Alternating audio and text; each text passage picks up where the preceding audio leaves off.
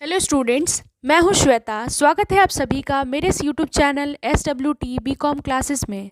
आज की इस वीडियो में हम यूनिट 4 के जो लेफ्ट पार्ट है उसके बारे में जानेंगे, यानी कि फिजिकल डिस्ट्रीब्यूशन ऑफ गुड्स के बारे में जानेंगे, जिसमें हम order processing, transportation, warehousing और इन्वेंट्री कंट्रोल के बारे में पढ़ेंगे।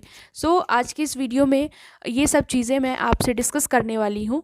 तो आई होप आप सभी को ये जितने भी टॉपिक्स हैं वो अच्छे से समझ में आए। और आइए अब बिना समय गंवाए, बिना टाइम को वेस्ट किए स्टार्ट करते हैं।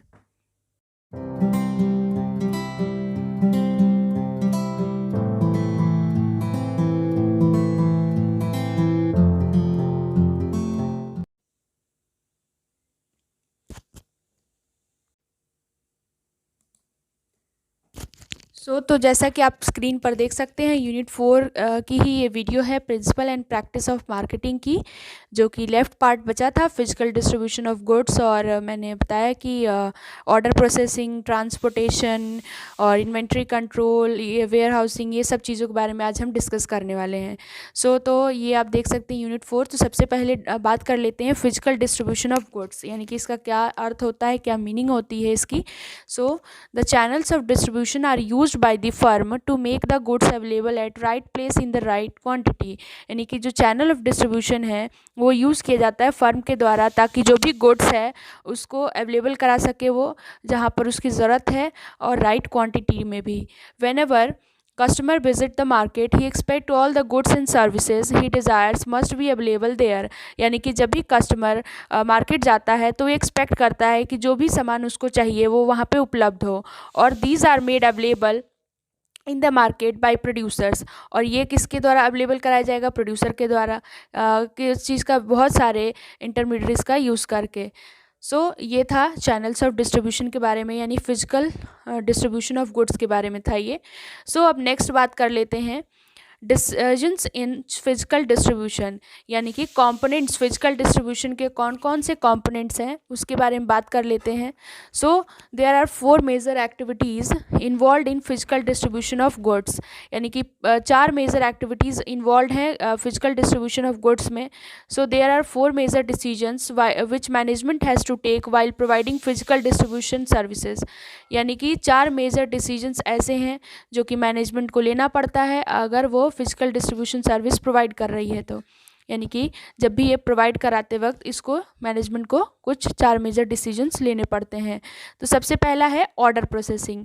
ऑर्डर प्रोसेसिंग के बारे में बात करें तो लिसनर्स, ऑर्डर प्रोसेसिंग जो होता है, यानी कि इसका मतलब होता है it means the time and steps involve between taking order from customers and delivery of goods as per orders. यानी कि ऑर्डर प्रोसेसिंग का मतलब कि वो टाइम और वो स्टेप्स इसमें इन्वॉल्व होता है, यानी कि कस्टमर से ऑर्डर लिया गया और उसके गुड्स, जो भी गुड्स उसने ऑर्डर किया है उसको डिलीवर किया गया उसके ऑर्डर के अकॉर्डिंग, यानी कि गुड्स का डिलीवर हुआ उसके ऑर्डर के अकॉर्डिंग। तो ये चीज़ था ऑर्डर प्रोसेसिंग में। इसमें जनरली जो ऑर्डर प्रोसेसिंग होता है इसमें इन्वॉल्व होता है कौन कौन से स्टेप्स, जैसे कि order placement to salesman, order transmission by salesman to company. ये सब चीज़ें इन्वॉल्व होती हैं। इसमें इतना ही था कि डायरेक्ट रिलेशन होता है स्टूडेंट्स किसके बीच में, टाइम जो भी लगता है ऑर्डर टाइम टेकन, जो भी टाइम लगता है ऑर्डर प्रोसेसिंग में और कस्टमर के सेटिस्फेक्शन में, तो इनके बीच में क्या होता है, डायरेक्ट रिलेशन होता है। जैसे ज़्यादा ऑर्डर प्रोसेसिंग फास्ट होगी तो ज़्यादा सेटिस्फेक्शन देगा कस्टमर को। नेक्स्ट बात करते हैं ट्रांसपोर्टेशन के बारे में। Transportation means physical movement of goods from place of production to place where they are required. यानी कि ट्रांसपोर्टेशन का मतलब है कि गुड्स का जो भी फिजिकल मूवमेंट हो रहा है, गुड्स का जो फिजिकल मूवमेंट होगा एक प्लेस से दूसरे प्लेस, यानी कि जहाँ से वो प्रोड्यूस हो रही है गुड्स उसको जहाँ पर उसकी रिक्वायरमेंट है वहाँ तक पहुँचाना इसका काम होता है। Transportation add value to the goods by moving them to place where these are required. यानी कि ट्रांसपोर्टेशन कुछ गुड्स में वैल्यू भी ऐड कर देती है, इसलिए अगर एक जगह से दूसरी जगह पे जा रही है, यानी कि जहाँ से प्रोड्यूस हो रहा है वहाँ से अगर जा रही है दूसरी जगह जहाँ पर इसकी रिक्वायरमेंट है तो। जैसे फॉर एग्ज़ाम्पल अगर टी का प्लांटेशन है वो कहाँ होता है, दार्जिलिंग में होता है, गैंगटॉक में होता है, असम में होता है, लेकिन इसको ट्रांसपोर्ट किया जाता है सारी कंट्री में, यानी ऑल ओवर द कंट्री। तो जो टी की वैल्यू है वो ज़्यादा हो जाती है मतलब जो दूसरी जगह है कंट्री के उसमें, ना कि अगर जैसे कि अगर आप जहाँ प्रोडक्शन हो रहा है वहाँ से जा कर के लोगे तो आपको सस्ता पड़ेगा, है ना। और अगर दूसरी जगह से लोगे जहाँ पे मतलब इस टी को पहुँचाया जा रहा है दूसरे स्टेट्स में, तो वहाँ से लोगे तो महंगा पड़ेगा। क्यों? क्योंकि ट्रांसपोर्टेशन इसमें क्या करती है, कुछ प्रोडक्ट में वैल्यू ऐड कर देती है। सो ये इसमें था। नेक्स्ट आपका जो था कि जो ट्रांसपोर्टेशन होता है, यानी कि बहुत सारे मीन्स ऑफ ट्रांसपोर्टेशन अवेलेबल होते हैं जो कि कंपनी यूज़ करती है, जैसे कि rail, road, air, pipeline, water transport. और सारे जो भी मोड हैं वो उसके सबकी अपनी अपनी एडवांटेज या डिसएडवांटेज हैं। तो ये मोड का जो कंपेयर किया जाता है किसके बेसिस पे, एवल्यूट किया जाता है किसके बेसिस पे, स्पीड के बेसिस पे, फ्रीक्वेंसी, फ्लेक्सिबिलिटी के बेसिस पे, कॉस्ट के बेसिस पे, अवेलेबिलिटी के बेसिस पे। सो जो बेस्ट स्वीटेड मोड होता है वो कंपनी सेलेक्ट करती है। नेक्स्ट बात करते हैं वेयर हाउसिंग के बारे में। सो थर्ड इसका है warehousing. When whatever is produce is not sold off immediately, यानी कि जो भी प्रोड्यूस किया जाता है, जिस चीज़ का भी प्रोडक्शन होता है वो तुरंत नहीं बेचा जाता। Therefore every company needs to store the finished goods until they are sold in the market. इसीलिए सारी कंपनियां क्या करती हैं, उनको ज़रूरी हो जाता है कि वो जो भी गुड्स हैं उनको स्टोर करके रखें जब तक कि वो मार्केट में बिक नहीं जाता।